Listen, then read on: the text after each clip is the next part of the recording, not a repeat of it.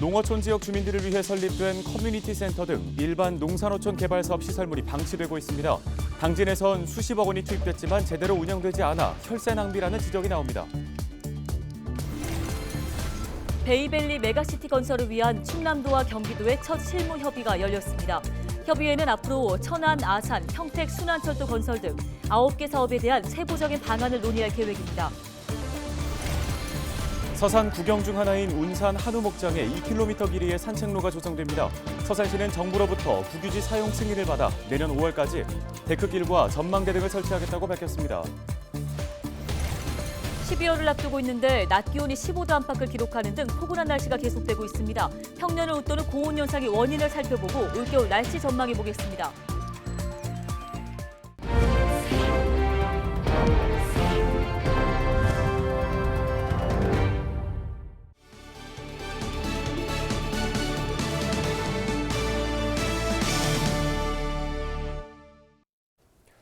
시청자 여러분 안녕하십니까? 헬로티비 뉴스입니다. 정부가 농어촌 지역 주민들을 위한 복지시설을 건립하고 있습니다. 당진시엔 이런 시설이 3곳이나 있는데요.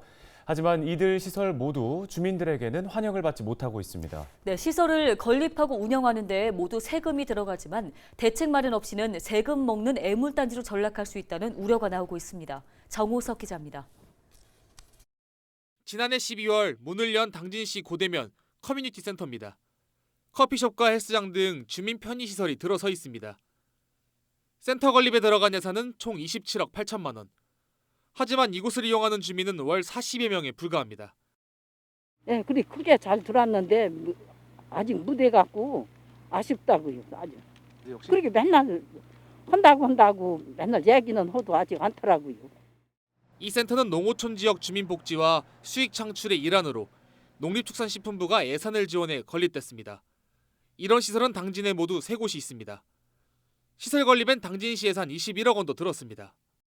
새 시설 모두 내년부터 2027년까지 민간에 위탁돼 운영될 예정입니다. 위탁비는 연간 1억 500만 원, 전액 12로 지출됩니다.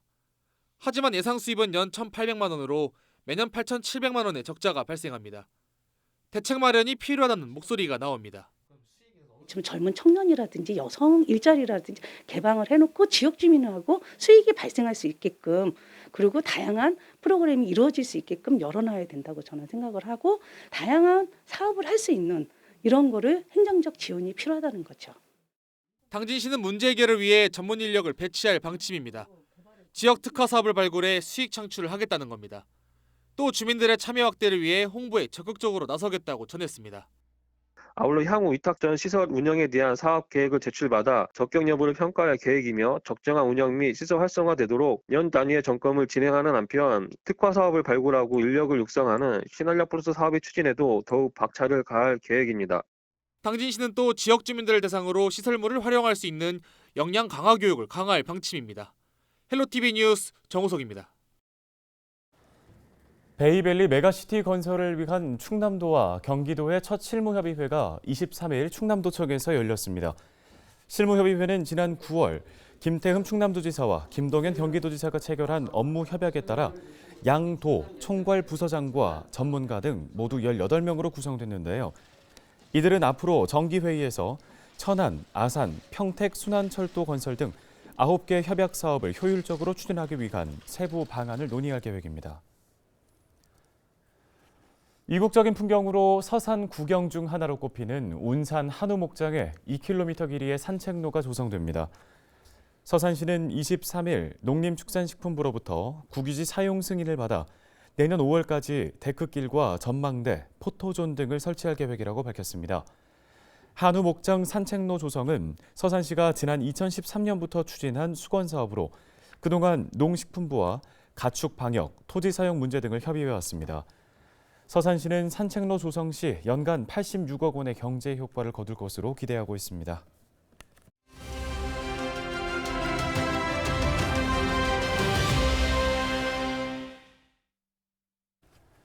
요즘에 길거리 걷다 보면 겉옷을 벗어서 손에 들고 다니는 분들 많습니다. 슬슬 겨울 추위가 찾아오는 11월 말을 향해 가는데도 여전히 포근한 날씨가 이어지고 있는데요. 네, 높은 기온의 원인은 무엇인지 또 올겨울 얼마나 추울지 알아보겠습니다. 한국기상산업협회 김승배 본부장 전화 연결돼 있습니다. 자, 본부장님, 첫눈이 내린다는 절기 소설이 지났는데도 여전히 포근한 날씨가 이어지고 있습니다. 낮 기온이 15도 안팎을 기록하고 있는데요. 이렇게 평년을 웃도는 기온의 원인은 무엇입니까? 네, 지난 20일, 그러니까 일요일 날 서울 낮 최고 기온이 20.2도까지 올라갔습니다. 평년보다 약 10도까지 가량 높았거든요. 그 정도로 이제 포근했는데 그 일요일 정점으로 해서 기온은 완만하게 매일매일 조금씩 떨어지는 추세입니다. 그런데 22일과 23일 거의 전국적으로 비가 내렸고 특히 울진, 삼척, 울산 등 동해안에 100mm가 넘는 겨울비치고는 많은 비가 내렸는데, 자, 이렇게 비가 많이 내렸다는 얘기는 아직도 남쪽의 더운 공기 세력이 우세하다, 그 활동이 우세하다 이렇게 보여집니다. 그래서 북극에서 내려와야 될 이런 찬 공기가 아직 남쪽으로 확장하지 못해서 이런 포근한 날씨가 이어지고 있습니다. 첫 번째 원인은 북쪽에서 찬 공기 세력이 아직 남쪽 공기, 더운 공기 세력을 보다 우세하지 못하다 이렇게 보여집니다. 네, 비가 내리고 나면 보통 날씨도 추워지기 마련인데 아직까지 큰 추위는 찾아오지 않은 것 같습니다. 본격적인 겨울 추위가 올해는 언제쯤 찾아올까요? 네, 그렇습니다. 이런 겨울철에 비가 내리면 기온이 뚝 떨어지는데 통상 그런데 그 저기압이 지난 자리에 북쪽에서 대륙 고기압이 확장해서 내려옵니다. 그런데 이 대륙 고기압 세력이 그렇게 강하지 않습니다. 그러니까 대륙 고기압이 강하다는 얘기는 그만큼 찬 공기를 많이 포함하고 있다는 얘기인데 비가 온 뒤에도 그렇게 기온이 큰 폭으로 떨어지지 않고 며칠 전보다 이제 기온이 낮은 그런 상태를 보일 것으로 보입니다. 그럼 과연 언제 추워질 것이냐? 지금 보면 28일과 월요일, 29일 화요일 또 전국적으로 비가 예상이 되거든요. 이 비가 그친 뒤에는 이제 본격적으로 찬 공기가 좀 내려올 것 같습니다. 그래서 12월 1일 서울 영하 5도까지 떨어지는 그런 추위가 찾아올 것으로 보입니다. 네, 포근한 날씨가 계속되다 보니 올 겨울도 그럼 예년보다 따뜻할 것이라 생각하는 분들도 있는데요. 올겨울 추위 어느 정도일지 궁금하고요. 또 작년에 눈이 좀 많이 내리지 않았는데 올해에는 좀 눈 예보가 많이 있을까요? 네, 12월, 1월, 2월 석 달간을 달력상 이제 겨울이라고 하는데요. 지금 12월 하순에 들어가는데도 그렇게 강한 추위가 없는 이유가 북쪽에서 찬 공기 세력이 아직 확장해 내려오지 못하기 때문이라고 그랬는데요. 그 12월에 가면 좀 상황은 달라질 겁니다. 그러니까 지금 현재 북극이 매우 안정돼 있거든요. 북극이 매우 안정돼 있기 때문에 그 북극의 찬 공기를 가둬두는 제트기류가 지금 강해서 남쪽으로 넘쳐 내려오지 못하고 있는데 이게 그 겨울철 날씨에 영향을 주는 복합적인 그런 구조가 있는데 이제 성층권의 그런 어떤 기류 변화가 어떻게 될 것이냐. 성층권이 지금 매우 안정돼 있어서 북극의 찬 공기들이 내려오지 못하거든요. 그래서 이 성층권이 계속 그러면 겨울 내내 안정할 것이냐 그렇지는 않을 것으로 보입니다. 그래서 북극의 성층권이 좀 불안정해져서 그 안정이 깨지고 북극의 공기가 남쪽으로 밀려 내려가면 이제 우연에 의해서 만약 이 동아시아 쪽으로 그 북극 찬 공기가 내려오게 되면 평년보다 이제 추운 겨울이 되는 거고 그렇게 찬 공기가 자주 내려오면 그 찬 공기와 서해 바다의 따뜻한 공기 사이에 눈구름이 자주 만들어져서 눈이 많이 내리는 그런 겨울이 될 것인데요. 올여름 역시 그렇게 지금 상태로 이렇게 포근하지는 않을 것으로 보입니다. 12월, 1월은 예년 수준의 그런 그 강한 추위가 빈번히 나타날 것으로 전망이 되고요. 그런 찬 공기 내려올 때마다 우리나라 서해안 쪽은 그 눈이 많이 내리는 그런 겨울이 될 것으로 전망을 합니다. 네, 알겠습니다. 도움 말씀 여기까지 듣겠습니다. 한국기상산업협회 김승배 본부장이었습니다.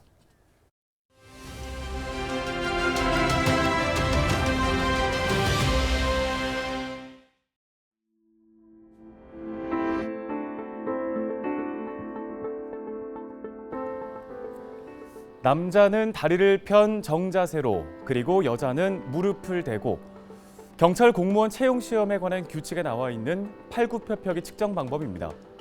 성별의 차이를 감안해 체력 측정 방식에도 차이를 둔 건데 공정하지 않다는 얘기들이 많았고 또 일부 사건에서는 여성 경찰관의 현장 대응 능력에 대한 불신 논란으로 이어지기도 했죠. 내년 하반기부터는 이 방식이 바뀝니다. 경찰관 채용 시험 여성 응시생도 무릎을 댄 자세가 아닌 정자세로 팔굽혀펴기를 해야 하죠. 국가경찰위원회는 최근 경찰 공무원 채용 시험에 관한 규칙 개정안을 의결했는데요. 이 개정 규칙은 남성, 여성을 구분하지 않고 정자세로 팔굽혀펴기를 하도록 했습니다. 또 경찰관 체력 검정 역시 같은 방식으로 진행되는데요. 대신 성별에 따른 근력 차이를 감안해 여성의 점수 기준은 남성의 50% 수준으로 조정된다고 합니다. 일부 전문가들은 경찰 체력 검정을 현장 중심형으로 바꿔야 한다고도 주장하기도 하는데요. 경찰에 대한 신뢰를 높이기 위한 고민은 계속될 것 같습니다. 데일리 브리핑이었습니다.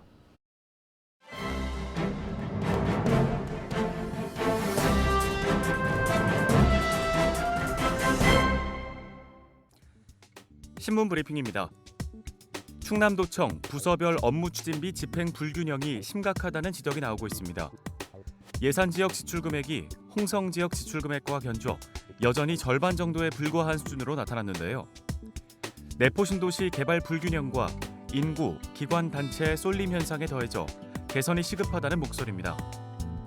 도의회 행정사무감사 자료에 따르면 올해 18개 부서 시책 업무 추진비와 부서 운영비 지출 내역은 예산 지역 2억 3,729만 원, 홍성 지역 4억 6,529만 원으로 2배 가까이 차이가 납니다. 지난해와 비교해 크게 나아지지 않은 수치인데요. 부서별로는 여성가족정책관 4.62배, 소방본부 3.18배, 기획조정실 2.98배 등이었습니다. 방한일 의원은 지난 10일 여성가족정책관 행감에서 식비 등 업무 추진비 집행 내역이 예산군에 비해 홍성군에 크게 편중돼 있어 매우 심각한 수준이라며 2018년부터 지속적으로 문제를 제기했지만 일부 부서에서 실천했을 뿐 4년이 지나도록 대부분의 부서는 전혀 개선되지 않았다고 꼬집었습니다. 그러면서 지역 간 균형이 이루어지지 않는다면 시정될 때까지 계속해서 목소리를 내겠다며 예산 군민의 목소리에 귀를 기울이는 자세를 보여달라고 주문했습니다. 한편 내포 신도시 인구는 3만 명을 넘어섰는데요. 도에 따르면 9월 말 2만 9,805명에서 533명이 늘어 10월 말 3만 338명을 기록했습니다. 홍성 지역은 65명 감소했지만 예산 지역은 598명 증가한 건데요. 하지만 기관단체 쏠림 현상 등 개발 불균형으로 홍부급 신경리가 삽교 목리보다 4.9배나 많은 것으로 나타났습니다. 신문 브리핑이었습니다.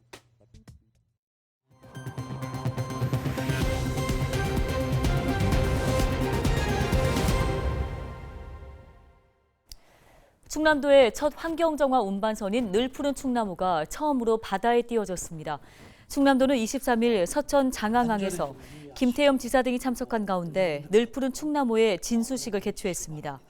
늘 푸른 충남호는 각 시군이 민간에 위탁해 옮기던 서해 연안 6개 시군, 18개 도서 지역에 해양 쓰레기를 직접 운반하는 역할을 맡게 되는데요.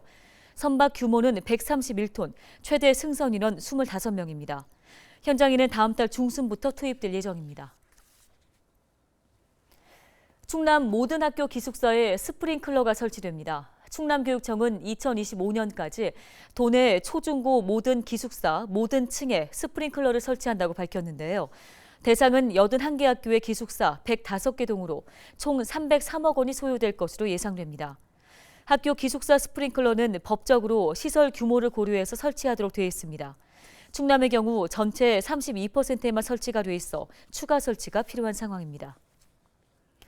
보령해양경찰서가 24일부터 27일까지 대조기를 맞아 연안 안전사고 위험 예보제 관심 단계를 발령했습니다.